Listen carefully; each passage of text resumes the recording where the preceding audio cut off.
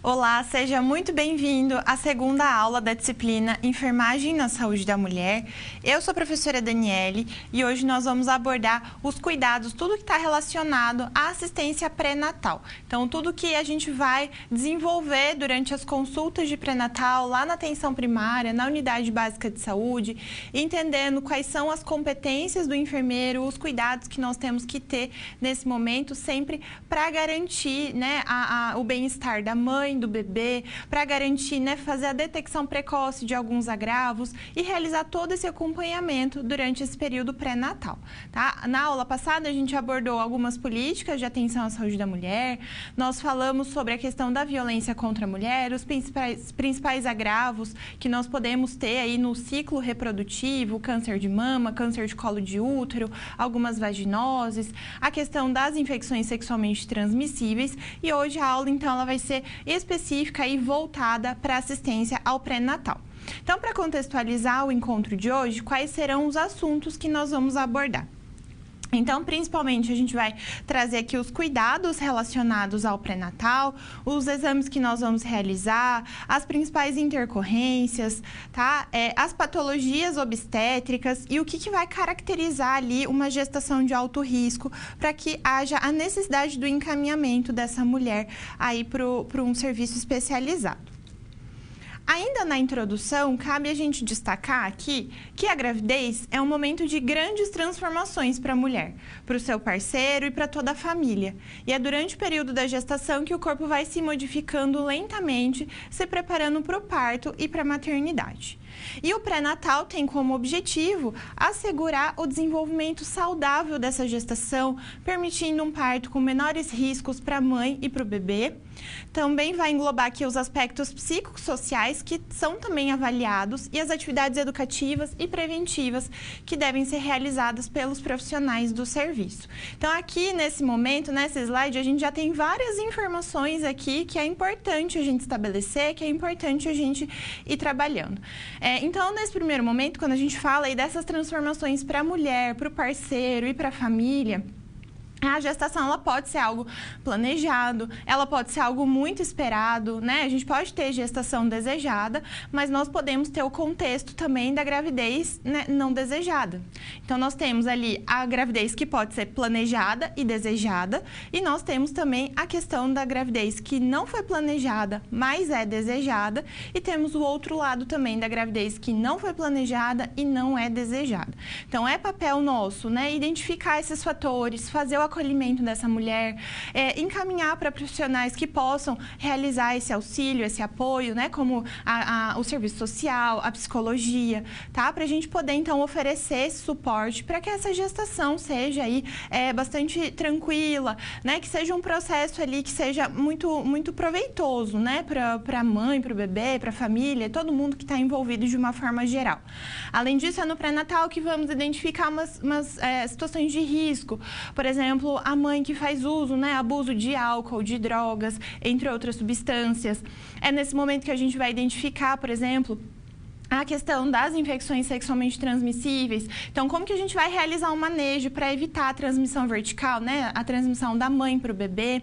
Então, são todas essas questões. Então, é sobre tudo isso que a gente vai abordar, buscando, então, trazer para que esse seja um momento ali que traga muita segurança, lembrando que o acompanhamento, o quanto antes possível for realizado, maiores as chances de detecção precoce dessas situações, desses agravos, para que a gente possa intervir e realizar o acompanhamento adequado, tá?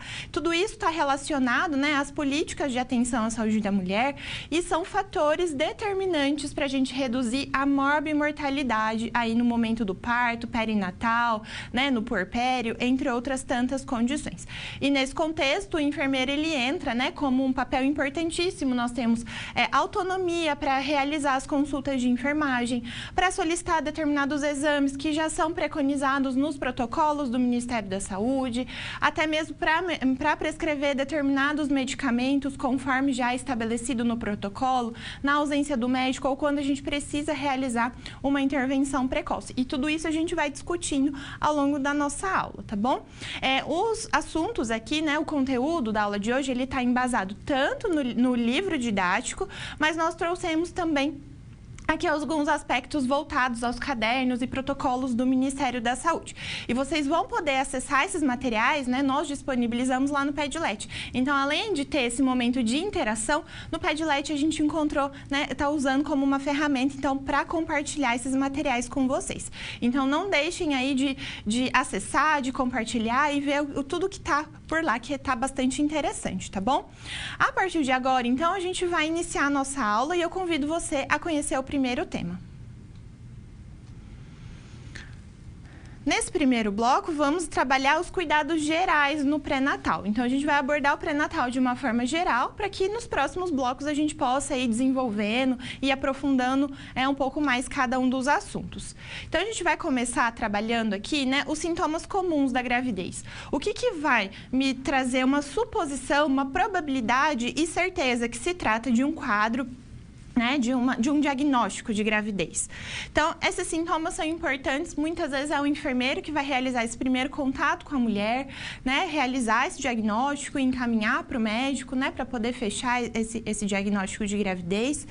E quais são os sinais aqui que vão servir como uma presunção?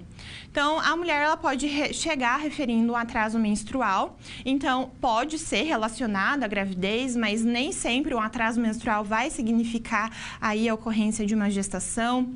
Aumento do volume das mamas, náuseas e vômitos, a cialorreia, quando tem ali uma salivação aumentada, hiperpigmentação da areola e dos mamilos, polaciúria, ou seja, quando essa mulher vai muitas vezes ao banheiro e sempre volume pequeno de urina, e fadiga. Então, são sinais, sintomas que estão presentes ali no início da gestação, mas a gente vê também que são sintomas bem vagos, né, que a gente pode ter em algumas outras condições aqui, né, como a questão do próprio período pré-menstrual, entre outras condições que a gente vai encontrar, tá? Então, são sinais ali de alerta, né? Que a gente já vai ficar atento em relação aí o que essa mulher está sentindo.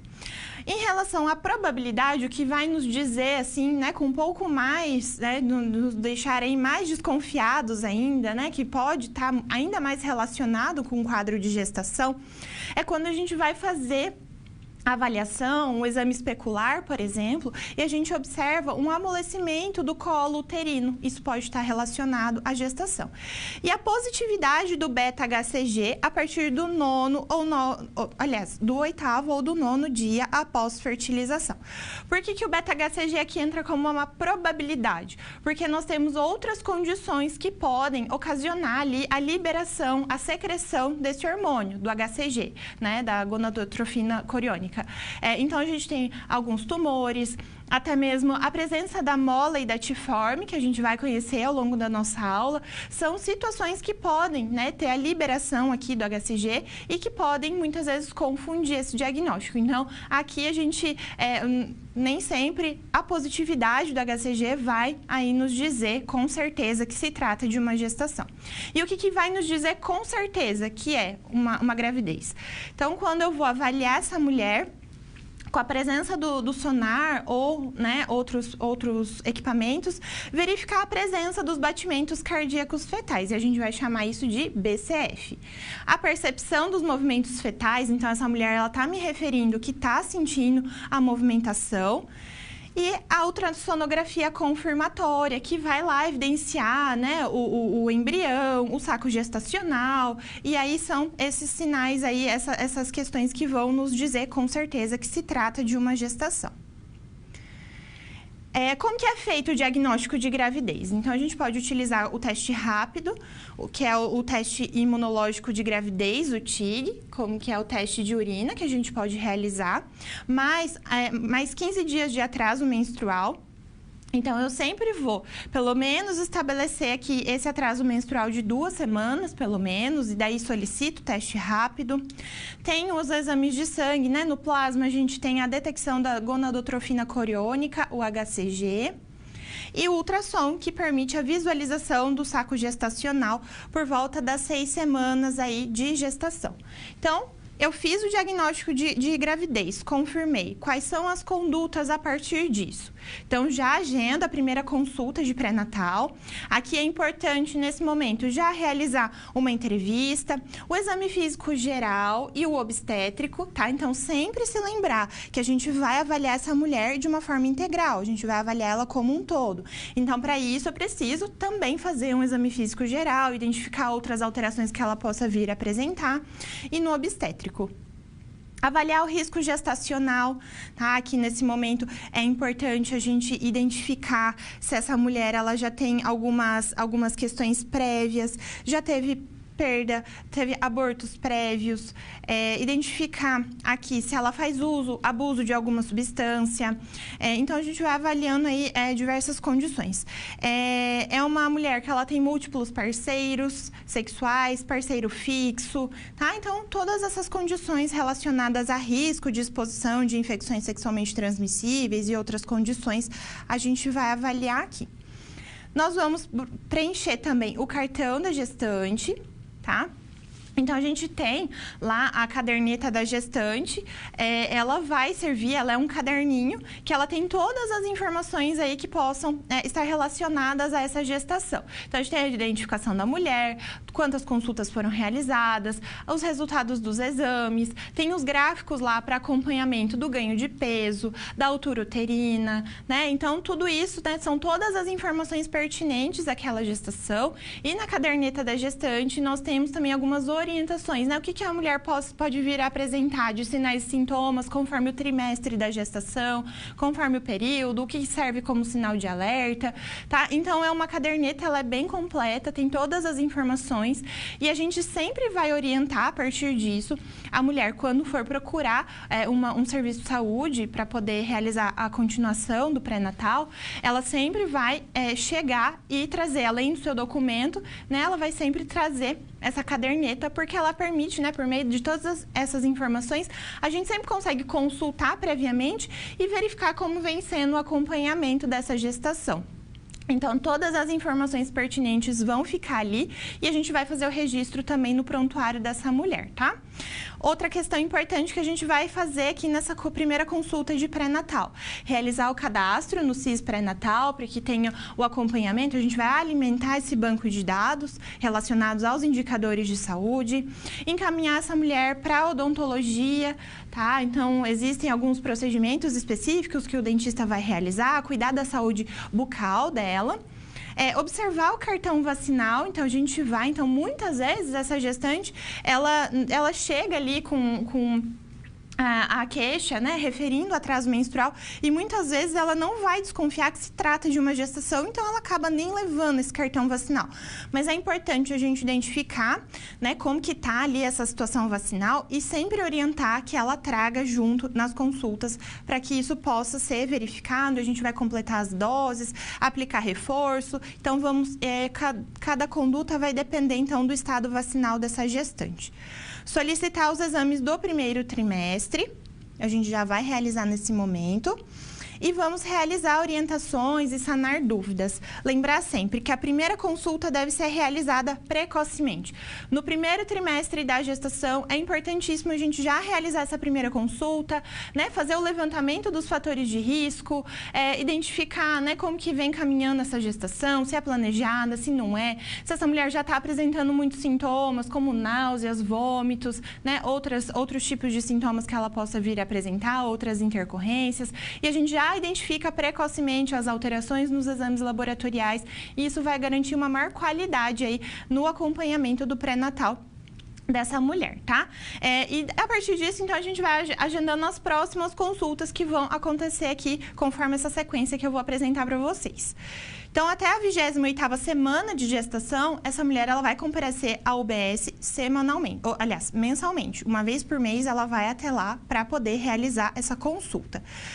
Da 28ª semana até a 36ª semana de gestação, a cada 15 dias. E depois disso, quando vai encaminhando mais para o final da gestação, da 36ª até a 41ª semana, ela vai fazer esse acompanhamento semanalmente. Então, o mínimo preconizado aqui pelo Ministério da Saúde é que essa gestante realize pelo menos 6 consultas durante a sua gestação toda. E isso vai ser, essas consultas elas são intercaladas entre o médico e o enfermeiro. Então, dessa forma que a gente vai desenvolvendo esse acompanhamento pré-natal. Uma questão importante, tá? A primeira consulta, ela é sempre mais demorada. A gente vai fazer todo o levantamento dessa mulher, toda a sua história prévia de história obstétrica, se teve gestações anteriores, se teve alguma intercorrência. Vamos também identificar ali os fatores de risco familiares. Já teve ocorrência de aborto na família, outras doenças, né, que são genéticas. Então, é o momento mesmo da gente conhecer e nos aprofundarmos nessas questões para que a gente possa realizar um acompanhamento adequado.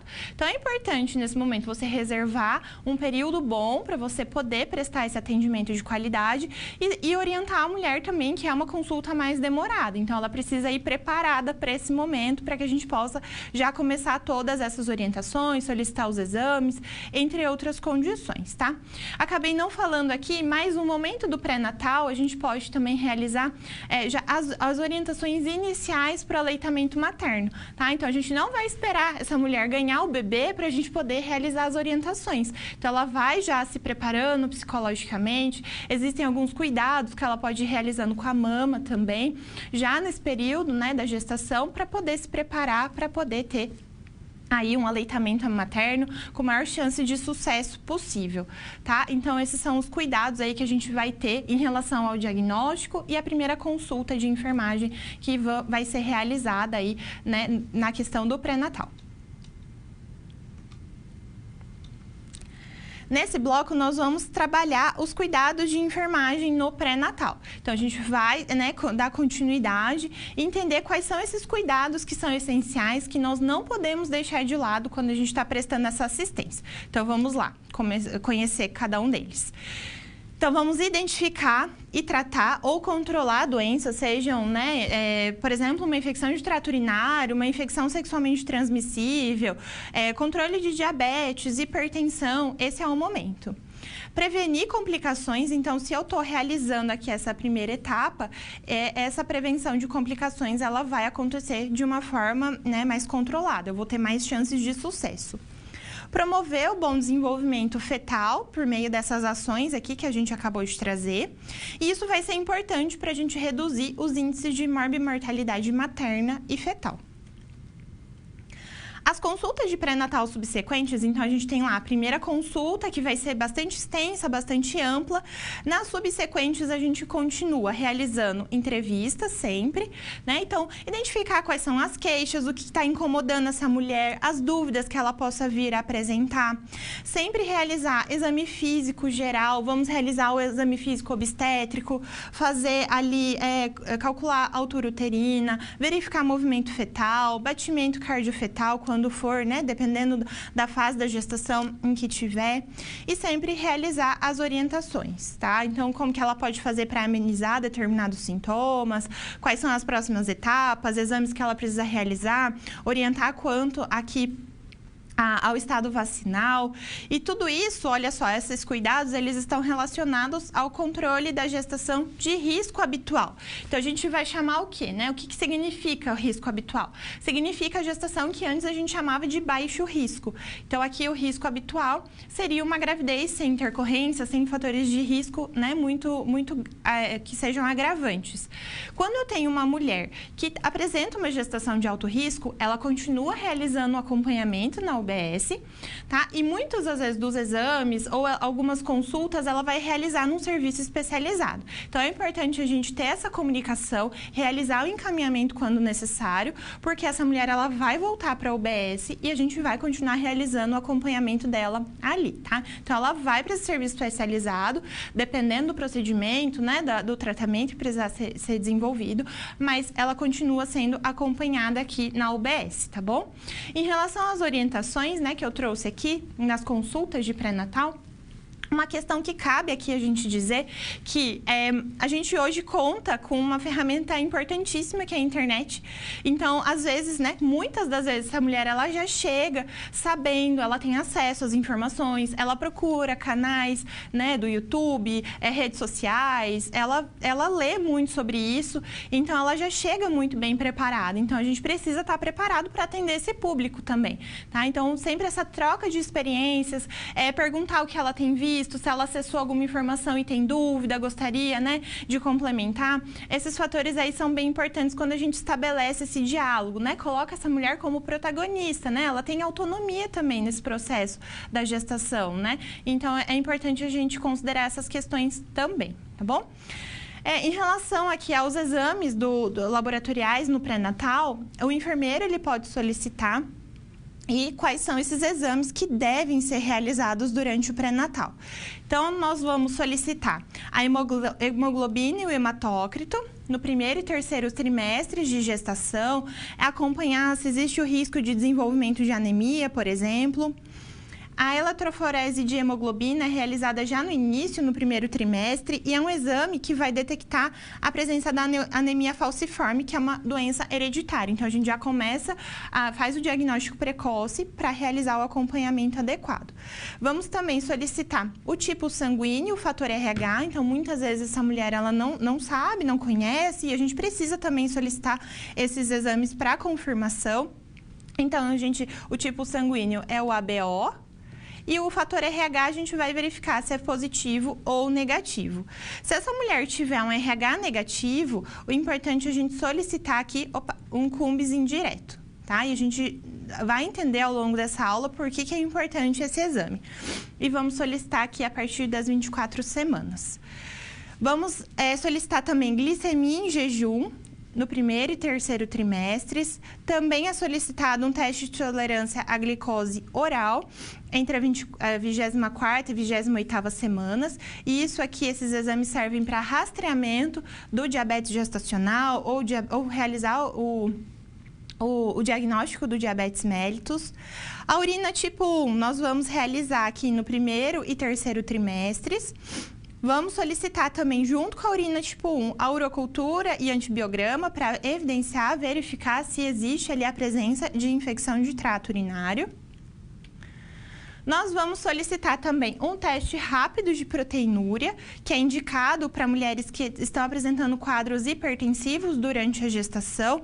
Então, a hipertensão junto com a proteinúria está relacionada aqui à pré-eclâmpsia, risco de desenvolvimento de eclâmpsia, que nós também vamos trabalhar ao longo dessa aula. Vamos solicitar o teste rápido para sífilis, ou conhecido como VDRL, no primeiro e terceiro trimestre de gestação. E se essa mulher apresentar ali uma relação sexual desprotegida, né, com um parceiro que não é fixo, ela pode também chegar na UBS, comunicar isso, e a gente vai solicitar em qualquer outro momento aqui esse teste rápido para sífilis.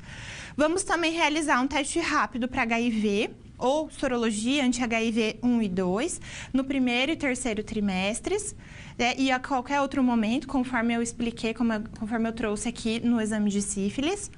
Solicitar sorologias de hepatite B, também no primeiro e terceiro trimestres. A gente vai solicitar o exame de toxoplasmose, o IgG e o IgM. IgG é quando eu tenho uma infecção antiga e o IgM é quando eu tenho uma infecção recente. Vou solicitar também no primeiro e terceiro trimestres de gestação. E vou solicitar um parasitológico de fezes quando essa mulher está me apresentando um quadro de anemia já presente ou outras manifestações sugestivas, então quadro de diarreia, por exemplo, né, e outras questões aí relacionadas às parasitoses. Então, é solicitado também esse parasitológico.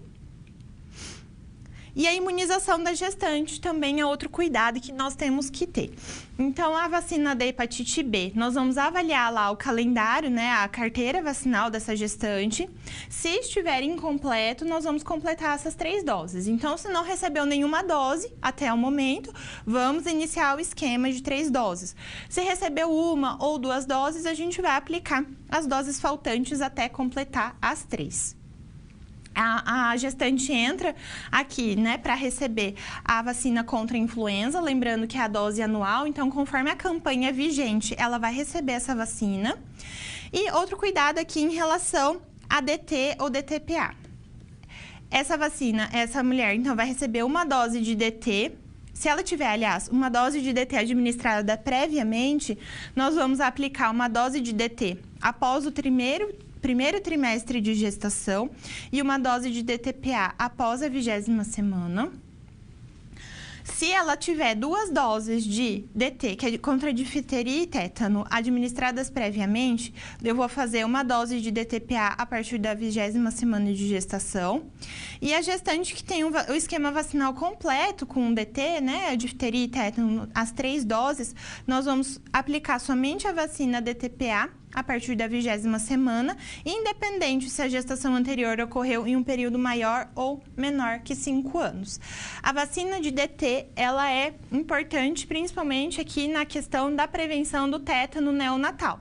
Então, administrando essas vacinas, a gente, né, a mãe produz esses anticorpos e que vai passar ali, né, via transplacentária e proteger esse bebê aí contra o risco do tétano neonatal. Então, esses são os cuidados principais que a gente vai ter em relação aos exames que vamos solicitar e a questão do calendário vacinal também, a gente vai seguir essas recomendações que estão presentes lá no protocolo do Ministério da Saúde. A partir de agora, nesse bloco, nós vamos trabalhar as queixas e os riscos gestacionais. Então, quais são as queixas mais comuns que a gente pode encontrar, que essa gestante ela pode referir durante as consultas, e os riscos gestacionais a gente vai abordar aqui de uma forma mais aprofundada. E aqui cabe ressaltar, então, que trabalhando os riscos gestacionais, a gente já tem uma prévia, né, do que a gente deve investigar, principalmente na primeira consulta de pré-natal e o que a gente deve continuar investigando nas outras consultas, tá? Então, vamos lá começar a compreender. As principais queixas gestacionais, então, geralmente essa mulher vai referir náusea matinal, sensação de pirose, que é aquela queimação na boca do estômago, lombalgia, né, a dor lombar, presença de varizes, ocorrência de hemorroidas, apolaciúria, constipação intestinal, ocorrência de flatulência também, corrimentos e cãibras. Como que a gente vai trabalhar, né, e orientar essa gestante? Então, a náusea matinal, ela muitas vezes não se restringe apenas ao período da manhã. Então, ela tem gestantes que apresentam as náuseas no período da manhã e no decorrer do dia elas vão melhorando. E existem mulheres que a náusea ela é mais proeminente ali no período da manhã, mas ela continua acompanhando no decorrer de todo o dia. Ela deve ser controlada de preferência sem o uso de medicamentos, entendendo que a gente tem os medicamentos que podem passar pela barreira placentária e chegar ali, né, e acometer o feto. Então, de preferência, a gente vai evitar o uso de tratamento medicamentoso. A náusea matinal, ela pode ser acometida ali por aborrecimentos, então tem ali o fator do estresse, o fator emocional, que pode piorar. As alterações hormonais próprias da gestação e a redução do peristaltismo, ou seja, dos movimentos do trato gastrointestinal que ocorrem justamente por conta da gestação, por esses hormônios que são liberados durante a gravidez. A conduta, né, o que a gente pode fazer para amenizar esses sintomas? Orientar essa mulher a evitar alimentos de difícil digestão, então, por exemplo, alimentos muito gordurosos, buscar fazer uma alimentação fracionada, pelo menos aqui 6 vezes ao dia, então comer menos e mais vezes durante o dia, para não deixar de se alimentar. Ao acordar, permanecer na cama por mais ou menos meia hora antes de se levantar, porque às vezes essa movimentação, essa atividade, ela pode piorar ainda mais a ocorrência de náuseas e vômitos. E algumas medicações podem ser usadas desde que sejam indicadas e prescritas pelo médico. A questão da polaciúria é quando essa mulher, essa gestante, vai referir urina em pequena quantidade e várias vezes ao dia. E isso pode ocorrer devido ao crescimento do útero, que vai fazer uma pressão sobre a bexiga. Então, esse sintoma aqui de polaciúria, ele vai começar a ser mais evidente, principalmente ali, né, do meio para o final da gestação. A constipação ela pode ser causada pela diminuição do peristaltismo e também pela pressão do útero sobre os intestinos.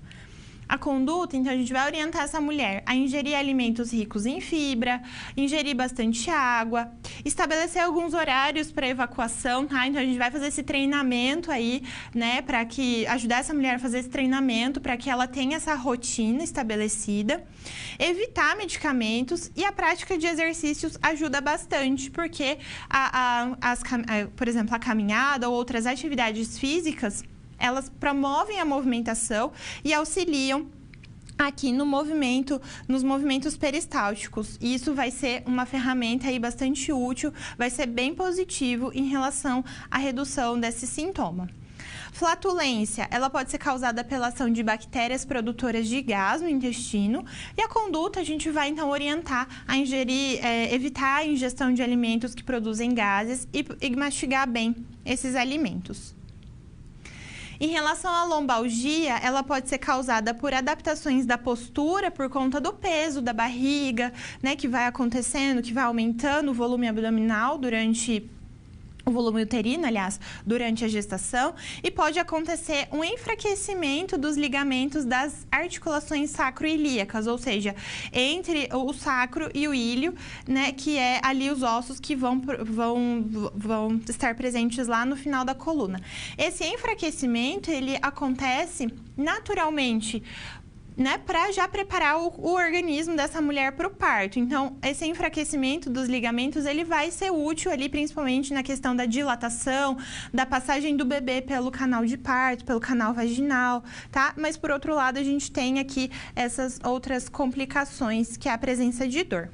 A conduta consiste em corrigir a postura dessa gestante, evitar a fadiga, usar roupas adequadas, usar sapatos baixos e confortáveis, além de aplicar o calor no local.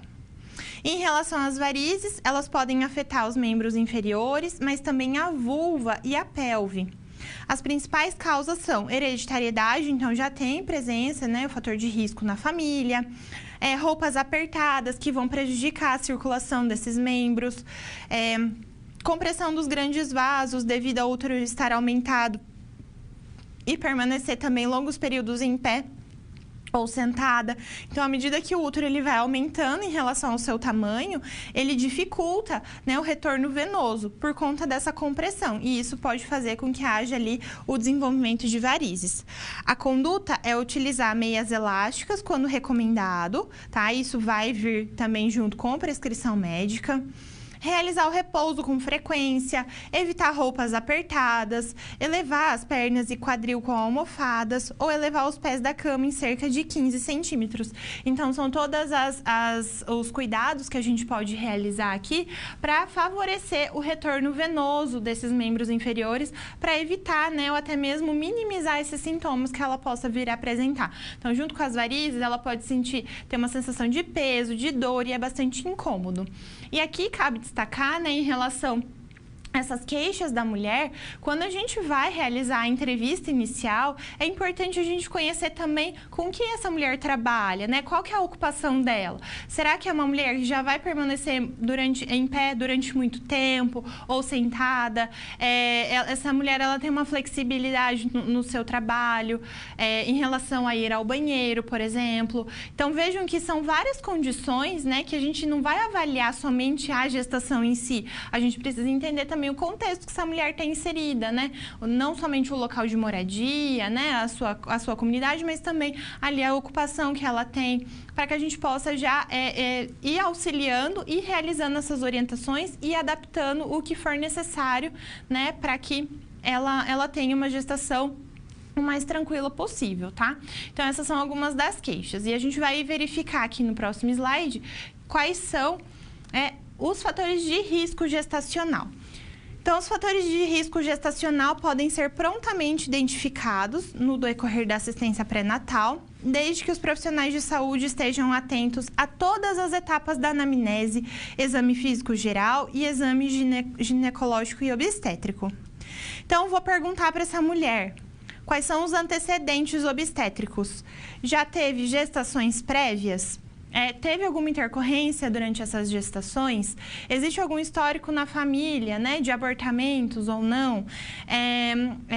Os outros partos foram via vaginal, foram cesárea? Como que foi esse parto? Como que foi a amamentação? Conseguiu realizar a amamentação com sucesso ou não? Quais foram os fatores que tiveram, que interferiram? Então, vejam quantas coisas que a gente já vai investigando. Então, são questões aí bastante importantes. Tem doenças ginecológicas prévias, endometriose, a síndrome do ovário policístico, né, ou miomas uterinos, teve já infecções prévias, doença inflamatória pélvica, outras condições. A questão da presença de doenças, aqui a gente vai investigar, né, a questão, né, como que é a questão das infecções sexualmente transmissíveis. Tem parceiro fixo, são múltiplos parceiros, quantos parceiros teve nos últimos 6 meses. Então, são fatores aqui bem importantes para a gente já compreender. E também questionar sobre doenças prévias, hipertensão, diabetes, ou doenças autoimunes, cardiopatias, uma gestante que apresenta alguma doença respiratória prévia, doença renal. Então, esse é o momento aqui da gente investigar, tá? Já levantar aí, fazer o levantamento desses riscos. E também vamos observar as doenças obstétricas na gravidez atual.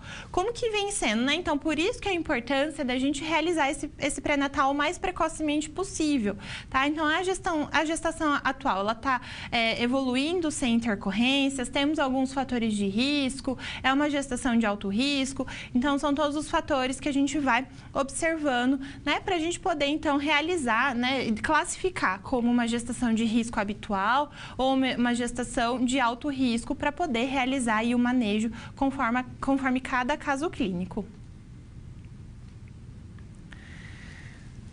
Na nossa situação problema, vamos trabalhar os fatores de risco gestacional. Então, a gente tem aqui a situação hipotética.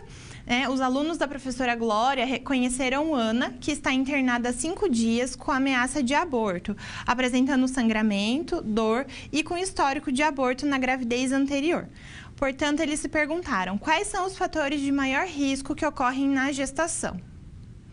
Então, em relação aos antecedentes obstétricos, vamos questionar sobre infertilidade e esterilidade, tá? Então, os procedimentos em si, relacionados ali, às vezes, reprodução assistida, fertilização in vitro, os medicamentos em si, os procedimentos, eles não vão trazer um risco para essa gestação. Mas a gente cabe lembrar que existe uma doença prévia que ocasionou essa infertilidade, essa esterilidade, e isso pode acometer, pode afetar o desenvolvimento dessa gestação. Teve alguma gestação anterior com malformação fetal, crescimento intrauterino restrito, em que esse bebê não desenvolveu bem, teve algum quadro de síndrome hemorrágica, descolamento de placenta ou outras condições que podem promover aqui a hemorragia durante a gestação. Apresentou alguma síndrome hipertensiva, tem alguma cirurgia de útero prévia, há quanto tempo realizou, por que realizou essa cirurgia de útero, é uma paciente multípara, ou seja, já teve múltiplos filhos, né? Quantas gestações anteriores ela teve? Nos partos anteriores, se teve, foi parto difícil? Quais intercorrências que tiveram ali durante o parto, pós-parto? Teve ocorrência de parto prematuro? Quais os fatores que estavam relacionados a esse parto prematuro? O intervalo entre gestações de menos de 2 anos ou mais de 5 anos também devem ser levados em consideração. Se houve óbitos perinatais, né? Então, durante ali esse período de gestação e de parto, teve ocorrência de óbitos, ocorrência de abortos espontâneos, teve ali a questão do desenvolvimento de recém-nascido com peso menor de 2.500 gramas ou maior do que 4.000 gramas, também a gente vai considerar como um antecedente obstétrico importante, né? Então, ou um bebê que cresceu pouco, ou então, aliás, um bebê pequeno para a idade gestacional ou um bebê grande para a idade gestacional. E se essa mulher apresenta RH negativo, então, tipagem sanguínea A, B, O, é RH positivo ou negativo? Se for negativo, a gente tem que levar em consideração aqui esse fator, que é uma informação irrelevante. Presença de doenças. É uma mulher que apresenta diagnóstico de doença renal, doença cardiovascular, tem doença cardíaca, hipertensão, pneumopatias, tá? É uma paciente asmática, tem uma bronquite severa, né? Ou qualquer outro tipo de comorbidade. Hemopatias, então tem alguma disfunção ali de coagulação, ou até mesmo de produção de hemácias, ou outras condições. É uma paciente que apresenta quadro prévio de epilepsia, tá? Então, lembrar que aqui a gente vai fazer o encaminhamento dessa mulher para acompanhamento rigoroso, para que, às vezes, seja necessário ajustar a dose de medicamentos para evitar o quanto for possível que ela apresente essas crises durante a gestação. Tem doenças autoimunes, como o lúpus, por exemplo, algumas ginecopatias. Aqui a gente pode destacar, por exemplo, malformação uterina, tem presença de miomatose, né? Presença de miomas, algum tumor, outra condição. É uma paciente que já apresenta quadro de diabetes. Se for um diabetes controlado, ela pode realizar esse acompanhamento em unidade básica sem problema algum. Mas se for um diabetes descontrolado, que apresenta já algumas outras complicações, vou classificar como uma gestação de alto risco. Presença de anemia. Se eu estou conseguindo realizar um manejo adequado, ela está respondendo bem ao tratamento, reposição de sulfato ferroso com alimentação. Caso não, também precisa ser encaminhada. Presença de doenças mentais graves. Aqui eu vou considerar, por exemplo, psicose, depressão grave, são fatores de risco. Eu vou encaminhar essa gestante para acompanhamento também especializado. E doenças infecto-contagiosas. Doenças obstétricas na gravidez atual, o que eu vou identificar? É uma paciente que apresenta hipertensão arterial, tem risco ali de desenvolvimento de pré-eclâmpsia, eclâmpsia. Está apresentando altura uterina superior ou inferior ao que é esperado, está relacionado ao desenvolvimento do bebê. Tem suspeita de gravidez ectópica, que ocorre em trompas. Tem presença aqui de toxemia. A toxemia ocorre quando essa gestante apresenta hipertensão e excreção de proteínas na urina e retenção de líquidos. Isso pode ser uma situação que pode também desencadear, ser um fator de risco para o desenvolvimento da pré-eclâmpsia e da eclâmpsia. Apresentou algum tipo de hemorragia via vaginal durante essa gravidez? Por que isso aconteceu? Ameaça de parto prematuro, gravidez muito prolongada, gravidez múltiplas, né, de gêmeos, trigêmeos e assim por diante. Está apresentando oligodrâmnio ou polidrâmnio, então tem ali produzindo pouca quantidade de líquido amniótico ou muita quantidade de líquido amniótico. A ocorrência de óbito fetal, rotura das membranas por mais de 12 horas, sem presença de trabalho de parto, também é considerado um fator de risco. Desnutrição ou ganho ponderal inadequado nessa gestante. Então, tá ali muito emagrecida por conta de náuseas e vômitos, não tá se alimentando bem. Ou então tá apresentando um quadro de obesidade, desenvolveu diabetes gestacional, né? Não tinha quadro prévio de diabetes, mas teve essa descompensação durante a gestação e a presença das doenças infecto-contagiosas. Então, vejam quantas condições que podem estar relacionadas ali e culminar com uma gestação de risco. Por isso que é importante, então, a gente realizar o quanto antes essa consulta inicial, realizar todos os exames, né, sejam eles sorológicos ou outros tipos para detectar anemia ou outras condições, para que a gente tenha condições, então, de oferecer um suporte e um tratamento adequado, um acompanhamento adequado durante esse período da gestação. Nesse momento de interação, então, nós vamos trazer, né, conforme a gente combinou na aula passada, as interações, as contribuições que vocês trouxeram, né, da aula passada até hoje. A gente vai, então, compartilhar aqui, né, os resultados com vocês, tá? Então, a primeira atividade que a gente tinha colocado é para você se apresentar, compartilhar suas expectativas em relação a essa disciplina e compartilhar uma situação vivenciada por uma mulher acometida por uma patologia ou agravo estudado na teleaula 1.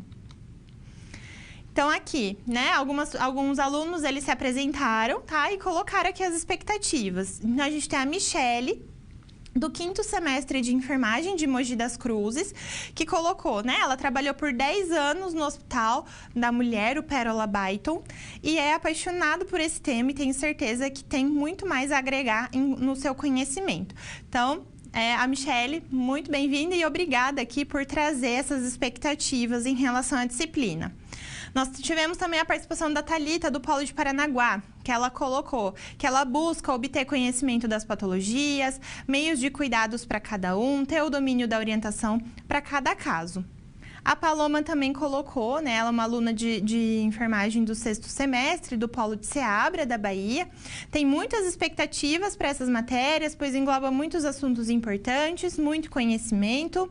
A Jaqueline, também do 6º período, da cidade de Goianésia do Pará, colocou que a expectativa para essa disciplina é conseguir absorver o máximo de conhecimento possível, que o conteúdo tenha informações atualizadas, de forma clara, facilitando o entendimento de cada acadêmico e que também nos dê outros caminhos de pesquisa. E aqui a Marie Cleide, também do 6º semestre do Polo de Óbidos, Pará.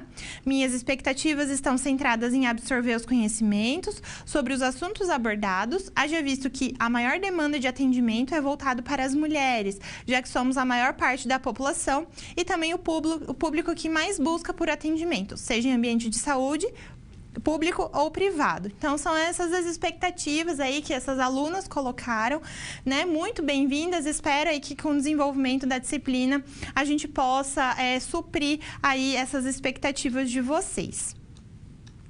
E aqui compartilhe uma situação vivenciada por uma mulher acometida por uma patologia ou agravo estudado na teleaula 1. A Michele, do Polo de Mogi das Cruzes, colocou: trabalho em pronto-socorro e começamos a atender uma jovem que chegava trazida por familiares, desmaiada, referindo intensa cólica. A mãe relatou que isso sempre acontecia quando ela menstruava e que ela achava que a filha era muito mole, porque não aguentava uma cólica, que isso toda mulher tem e que ela não ia aguentar um parto. Notei que a mãe não tinha nenhum conhecimento dos sintomas da endometriose. Conversei com a moça e quando ela acordou, orientei a buscar ajuda com o especialista. Dentro de um certo tempo, a jovem me procurou e informou que a doença realmente foi confirmada e a jovem, infelizmente, já estava com aderência em vários órgãos, iniciando o tratamento. Também teve uma outra contribuição. Tem uma amiga que tem endometriose, já tem mais de 10 anos, tentando engravidar e não consegue. Ela sofre muito no período menstrual.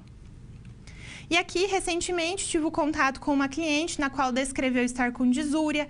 A mesma também descreveu ter ferimentos como arranhões. Procurou o UBS, onde foi atendida e prescrito medicamentos como fluconazol, cefalexina e miconazol, creme vaginal. Fez apenas o uso de fluconazol, sem melhoras. Procurou orientações de outro profissional da saúde, onde foi orientada a fazer o uso corretamente dos medicamentos que foram prescritos. E por curiosidade, me dirigi à mesma perguntando se o parceiro estava sentindo algo e ela afirmou que sim, que estava sentindo prurido. Só que apenas ela estava fazendo o tratamento. Nesse momento, o profissional da saúde fez a orientação do parceiro também a fazer o tratamento, pois não se sabe de qual dos dois iniciou esse problema descrito, né? E estava virando um ciclo aí de recontaminação, retransmissão da doença. A Vândula também colocou: tem uma tia que teve câncer de mama, a mãe e a irmã morreram jovens em decorrência do câncer.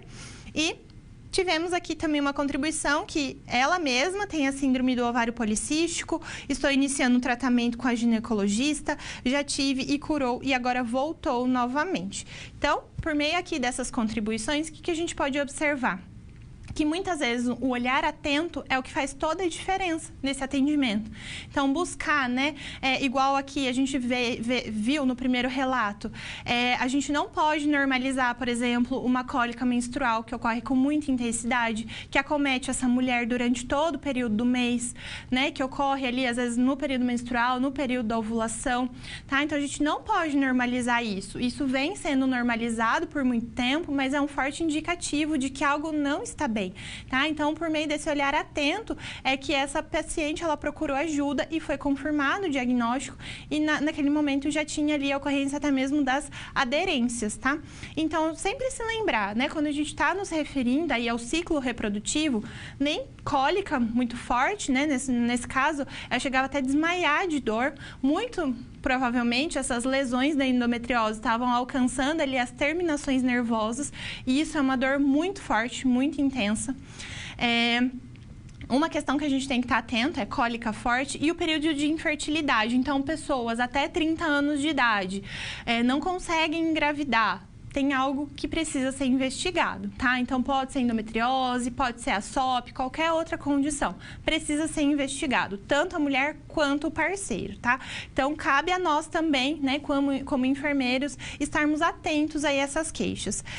E a questão aqui que eu achei bem interessante, né, em relação ao tratamento de uma possível aqui vaginose, uma infecção sexualmente transmissível, que a mulher estava fazendo ali, a paciente estava realizando o tratamento, mas não havia melhora. E em algum momento não foi perguntado, aliás, em nenhum momento foi perguntado se o parceiro também estava realizando o tratamento. E isso é uma diferença, né, completa, determinante ali, né? Porque a gente precisa tratar tanto a mulher quanto o parceiro para interromper esse ciclo aí de recontaminação, tá? Então, são várias coisas aqui que vocês colocaram, achei bem interessante. E aqui a última, tá? Só para a gente encerrar o nosso momento de interação.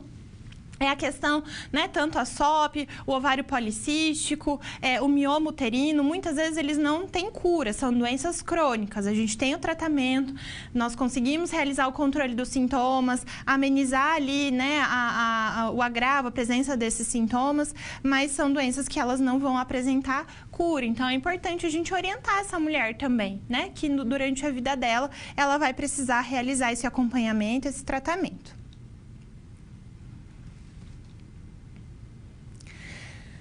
Nesse bloco, nós vamos trabalhar as intercorrências e patologias, então, durante a gestação, tá? Então, a gente vai dividir esses assuntos, né, em 2 blocos. E, a partir de agora, então, a gente vai começar a fazer uma introdução desse tema. Então, vamos lá conhecer. A integração, então, falando sobre as cardiopatias e a gestação, cabe destacar que a integração entre embrião e útero materno provoca no organismo o intrínseco estímulo hormonal que induz a transformações na fisiologia do sistema cardiovascular, as quais são fundamentais para o adequado desenvolvimento da gravidez. Essas mudanças determinam uma sobrecarga hemodinâmica que pode revelar doenças cardíacas previamente não reconhecidas ou agravar o estado funcional de cardiopatias subjacentes. Então, a gente tem aqui as alterações na circulação materna. Então, a gente tem ali o aumento de volume, né? A gente tem ali a presença do líquido amniótico. O coração dessa mãe precisa dar conta, né, da circulação fetal. Então, é uma sobrecarga muito grande, fora ali os fatores hormonais. Então, com isso, é o que a gente acabou de ver aqui nesse slide. A gente pode ter o reconhecimento de uma cardiopatia que antes não era diagnosticada por conta de toda essa sobrecarga, ou então um agravamento dessas condições. E quais são as condutas que a gente vai realizar aqui nesse momento? Nós temos que ter atenção especial no pré-natal, né? Identificar, possivelmente se trata de uma gestação de alto risco, encaminhar essa mulher para um serviço especializado para realizar o acompanhamento e estar atento a qualquer intercorrência que possa vir a acontecer. No trabalho de parto, também a gente precisa realizar esse cuidado aí acentuado. Muitas vezes vai ser uma mulher que não vai conseguir realizar um parto via vaginal, é indicado cesárea. Então, também ela precisa depois ser acompanhada num serviço ali, numa maternidade de alto risco também, que seja referência, né? Tem todo o suporte ali de centro cirúrgico, unidade de terapia intensiva. E no pós-parto, como que essa mulher vai se recuperar?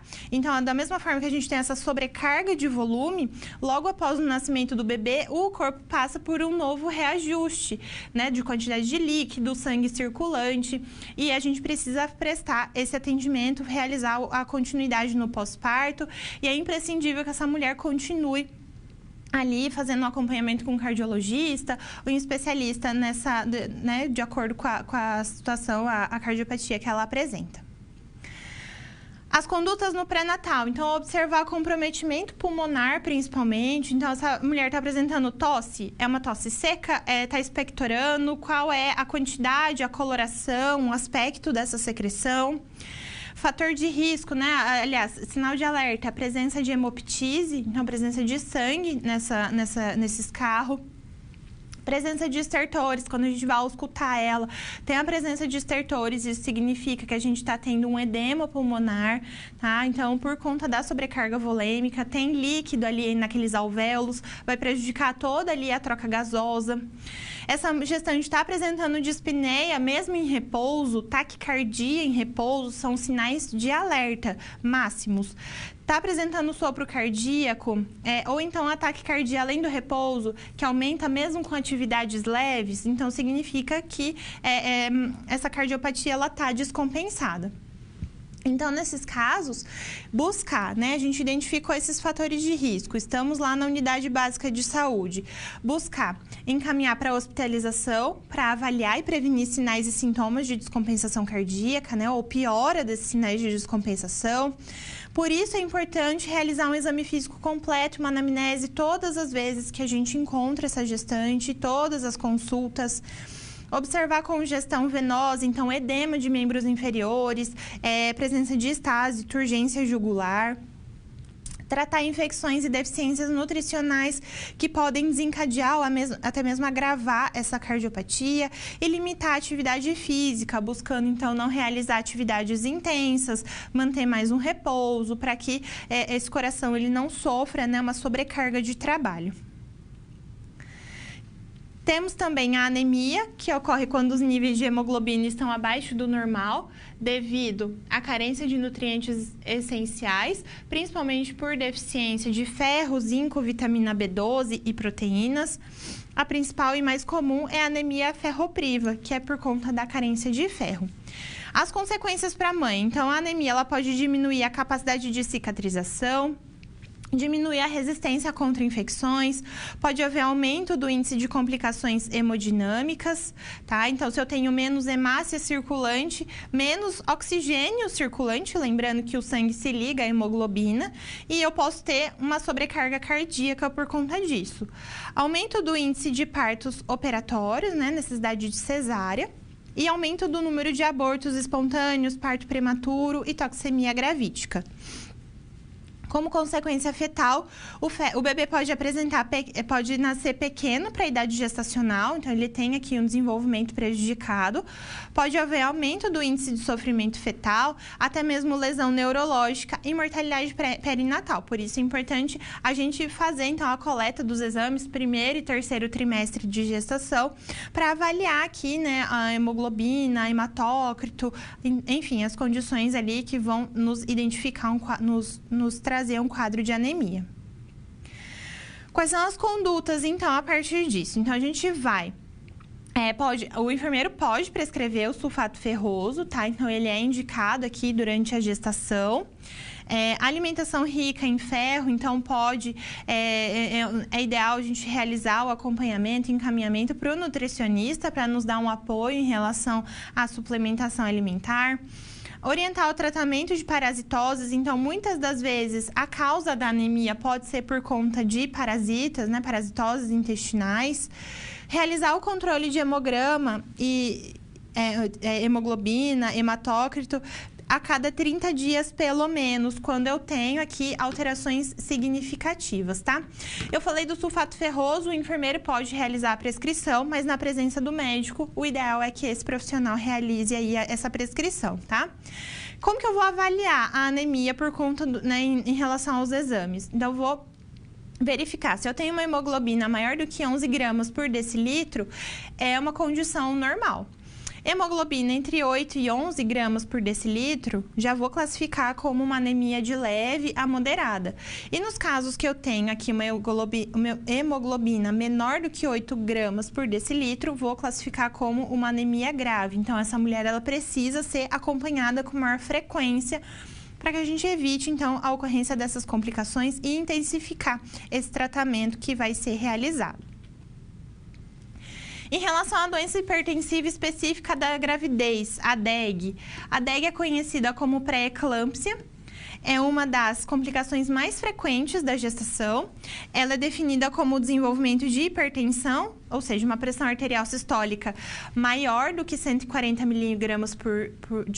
milímetros de mercúrio, ou o diastólica acima de 90 milímetros de mercúrio.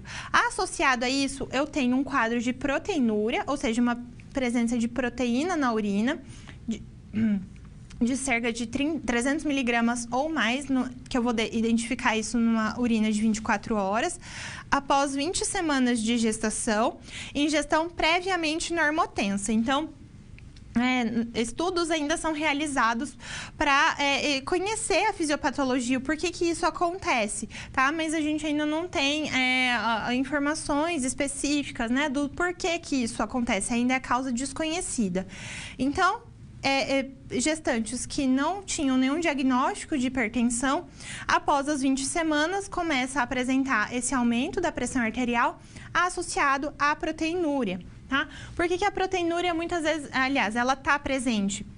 Porque os valores elevados de pressão arterial, eles vão provocando lesões renais ali nos glomérulos, né, em todas as estruturas, e isso faz com que a gente tenha uma passagem facilitada das proteínas. Normalmente as proteínas não estão presentes na urina por conta do seu tamanho, e diante dessas lesões elas acabam ali sendo filtradas, e por isso que a gente vai encontrar elas na urina, tá? Uma questão importante aqui, que o edema ele já foi considerado um dos critérios para definição, então a gente precisava ter necessariamente hipertensão, proteinúria e edema, mas atualmente ela não a presença do edema não vai ser imprescindível para fechar esse diagnóstico, visto que a gestante ela pode ter outras condições aí que vão favorecer a presença do edema. Então, ele não vai ser característico exclusivamente da DEG. Importante estabelecer que a DEG é a principal causa de morte materna no Brasil e o prognóstico para o feto geralmente é grave, está relacionado ali a maiores índices de prematuridade. E a redução de mortes pode ser feita por meio de uma boa assistência no pré-natal, seguida de diagnóstico e tratamento precoces. E a classificação da DEG. Então, a hipertensão induzida pela gravidez, a hipertensão induzida pela gravidez em primíparas, geralmente acontece, então, quando é a primeira gestação. Eu vou ter, eu vou classificar isso como hipertensão induzida pela gravidez nas primíparas. Eu vou classificar como pré-eclâmpsia, quando tem o desenvolvimento da hipertensão depois da 28ª semana de gestação, complicada por envolvimento renal, que leva à proteinúria. E eu vou classificar como eclâmpsia, quando eu tenho a pré-eclâmpsia complicada por envolvimento do sistema nervoso central, levando aí à ocorrência de convulsões. Então, essa é a principal forma da gente classificar. Então, pré-eclâmpsia não é a mesma coisa que eclâmpsia, tá? Então, eu vou ter na pré-eclâmpsia a presença da hipertensão associada à proteinúria, enquanto que na eclâmpsia eu tenho esses quadros clínicos, mas a gente já tem um acometimento cerebral. Então, o aumento dessa pressão arterial ele está sendo a nível de que está promovendo lesão cerebral e essa gestante ela tem o desenvolvimento de convulsões. Então, é o quadro clínico mais crítico.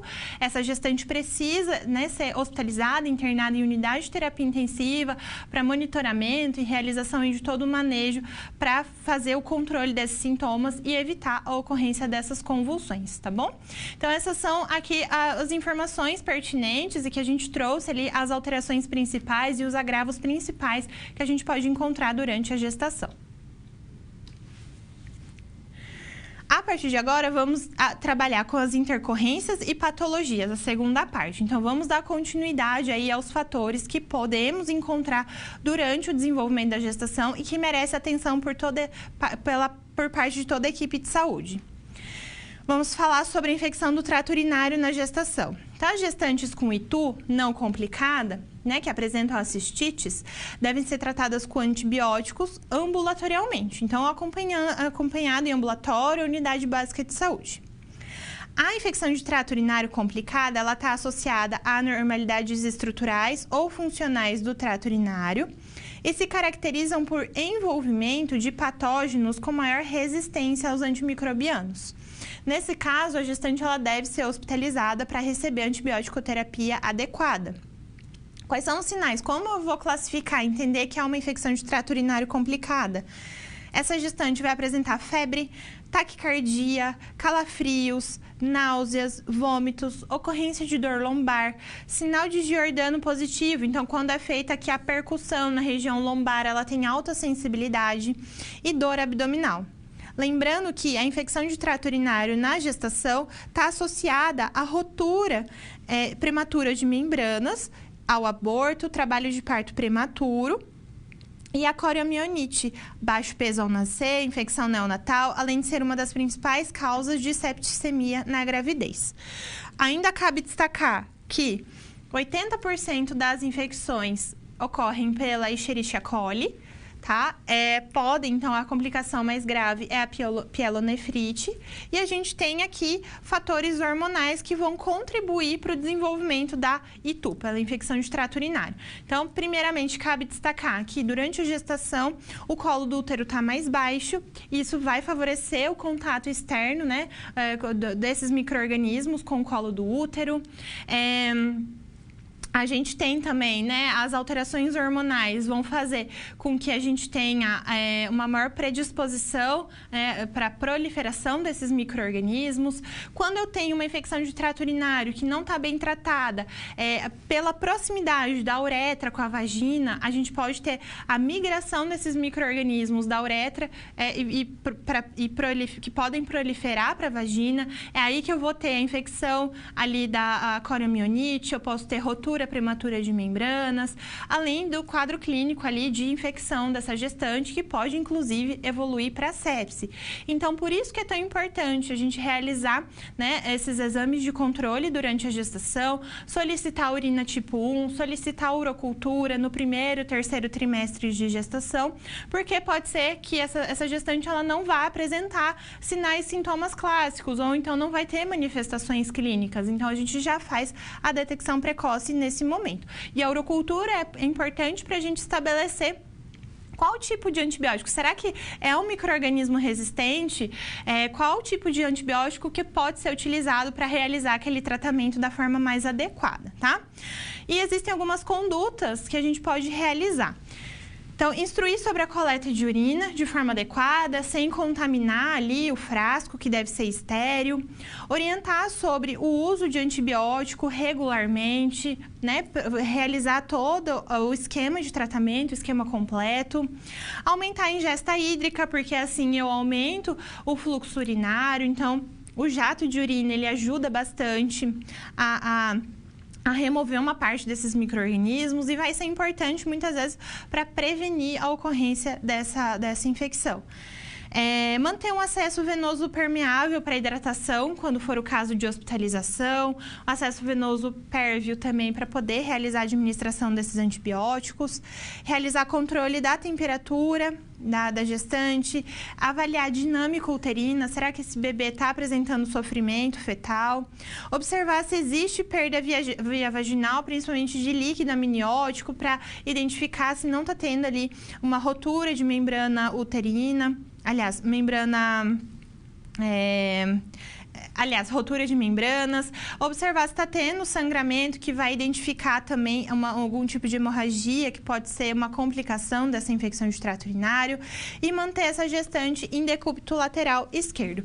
Esse é um cuidado que a gente vai ter em todo momento com essa gestante, tá? Então, quando essa gestante está hospitalizada ou quando ela precisa realizar um repouso na sua casa ou qualquer outro ambiente, nós sempre vamos orientar sobre o decúbito lateral esquerdo, tá? Porque a gente tem aqui a veia cava, que é o que faz o retorno venoso no nosso corpo para o coração, e por conta do volume do útero, né, o aumento do volume uterino, se essa gestante ela fica deitada, né, ou de barriga para cima, né, decúbito dorsal, ou decúbito lateral direito, eu posso ter compressão dessa veia cava, vou ter um prejuízo no retorno venoso, isso vai afetar débito cardíaco, então vamos ter outras complicações hemodinâmicas. Então, nesses casos, sempre orientar a gestante a manter decúbito lateral esquerdo para a gente manter aqui a veia cava pérvia, tá bom?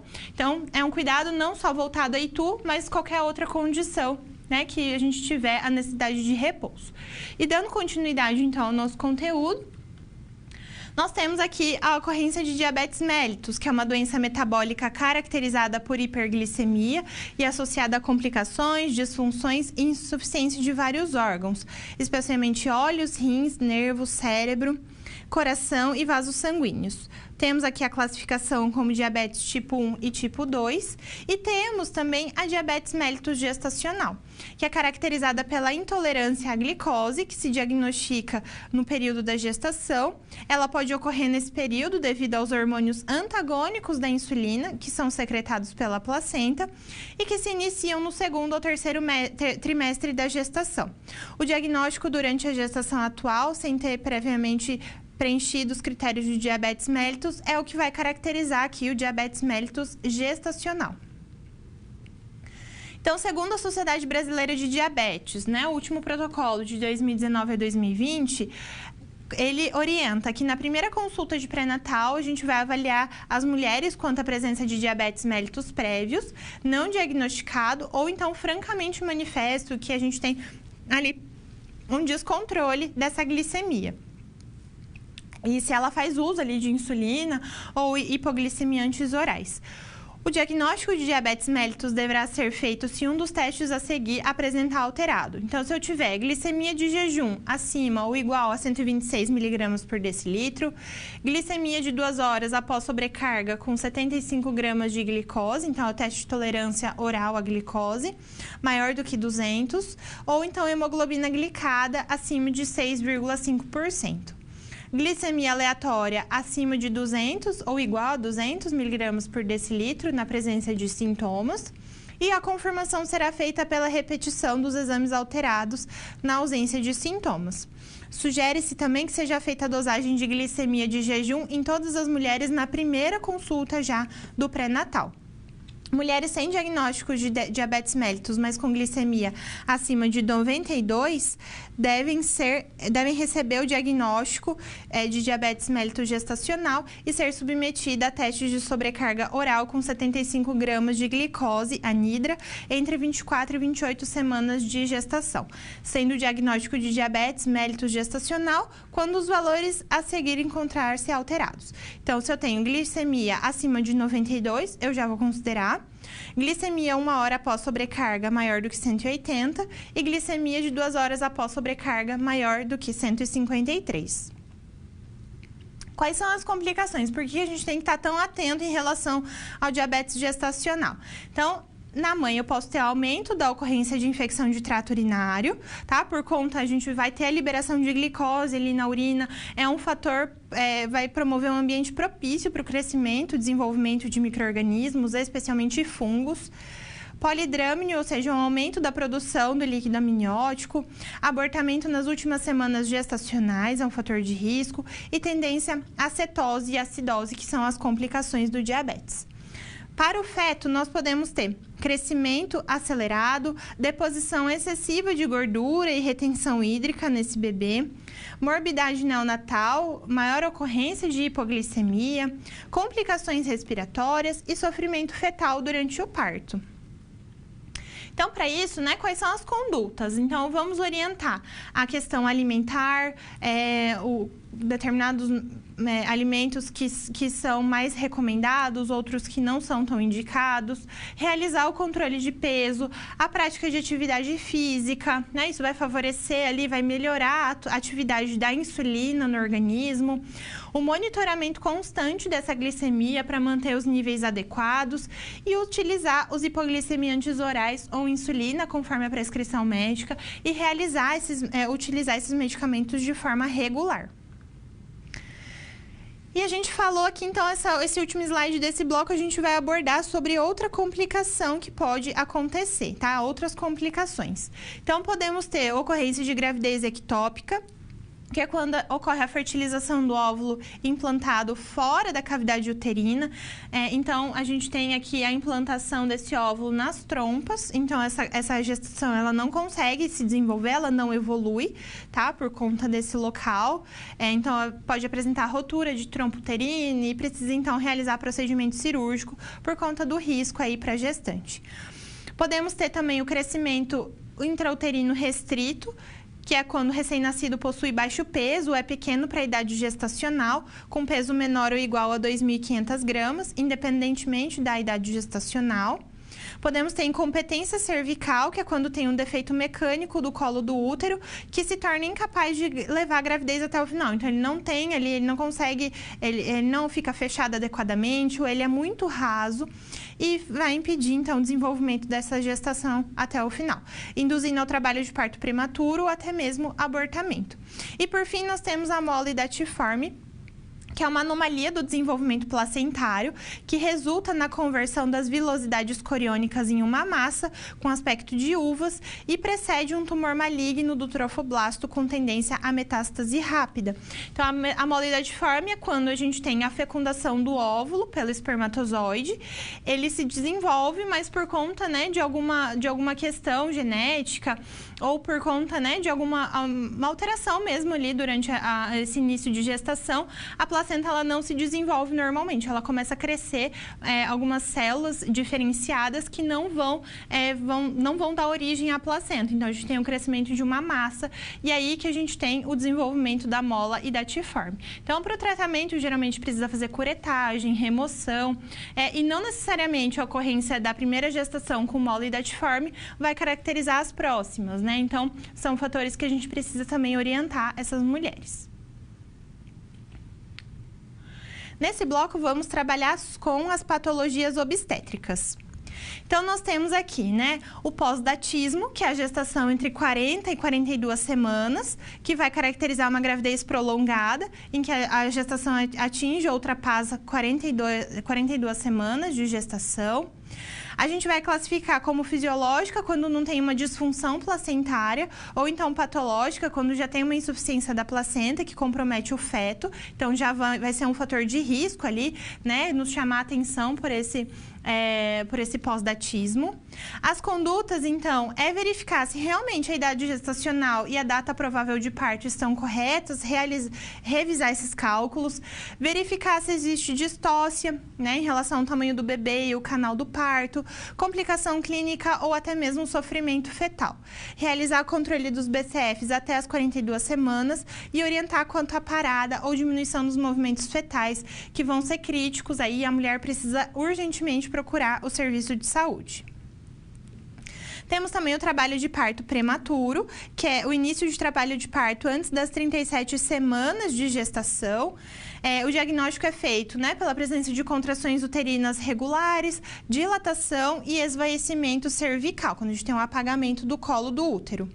As condutas é hospitalização, repouso em decúbito lateral esquerdo, avaliar a DU, as alterações do colo, o controle de BCF, vamos puncionar acesso venoso e administrar sedativos, ringer lactato e corticoide-terapia para estimular a produção de surfactante para que a gente tenha tempo ali para maturação do pulmão desse bebê.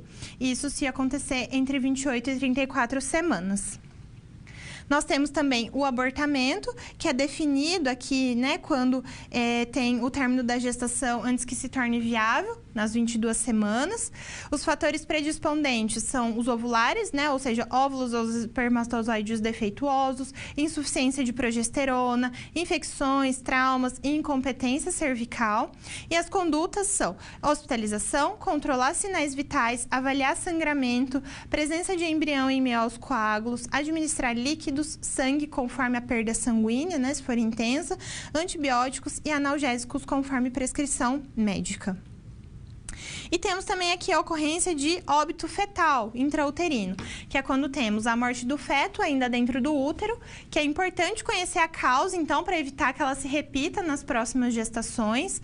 Podemos ter também causas maternas e ovulares, assim como a gente apresentou anteriormente.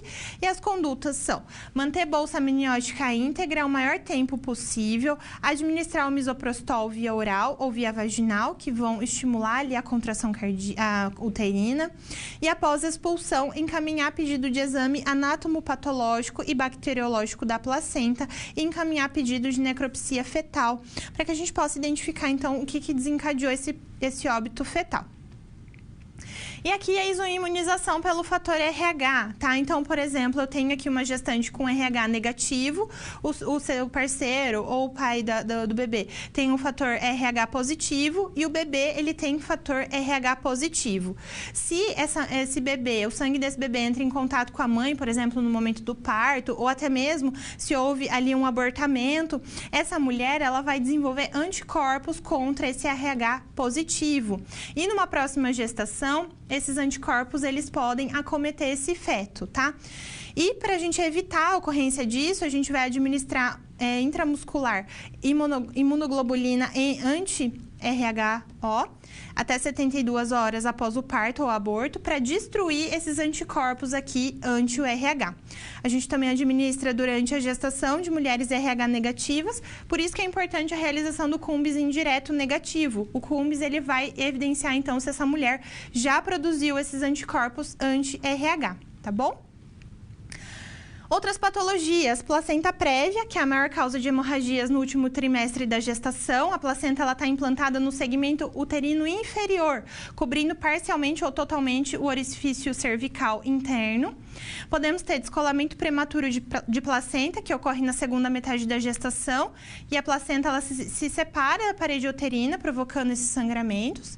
E podemos ter também a rotura prematura de membranas, ou chamado amniorexia prematura, que é quando a gente tem rotura das membranas amnióticas de maneira espontânea com saída de líquido. Então, é importante a gente avaliar o sofrimento fetal, identificar, né, controlar, tentar quantificar essa perda e fazendo ultrassonografia para evidenciar ali o quanto de líquido que essa mulher está perdendo a ponto de prejudicar o desenvolvimento da gestação.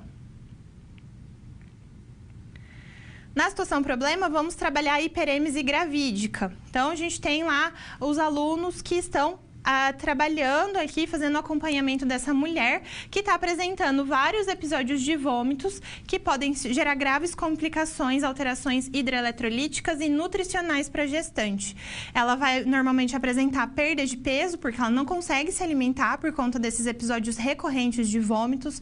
Pode ter alcalose metabólica devido à perda do suco gástrico, que é ácido. Então, se ela está perdendo, isso está descompensando o seu pH corporal. Pode ter desenvolvimento de acidose devido à diminuição do aporte nutricional e até mesmo desidratação. Nesses casos, a gente vai discutir as angústias dessa mulher, oferecer apoio, instruir quanto à alimentação, né? E fracionando essa alimentação, o uso de medicamentos conforme prescrição médica, tá? É uma situação bastante comum e pode trazer graves consequências aí durante a gestação, tá?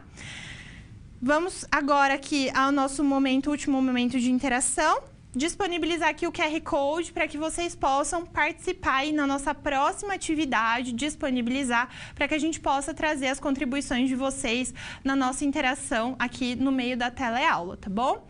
Vou encerrar a nossa aula, agradeço a sua presença, a sua participação. As dúvidas que foram encaminhadas no chat serão respondidas lá no chat atividade, tá? Não deixem de realizar as outras atividades da disciplina. Eu fico à disposição e a gente se vê na próxima aula. Até lá, tchau, tchau!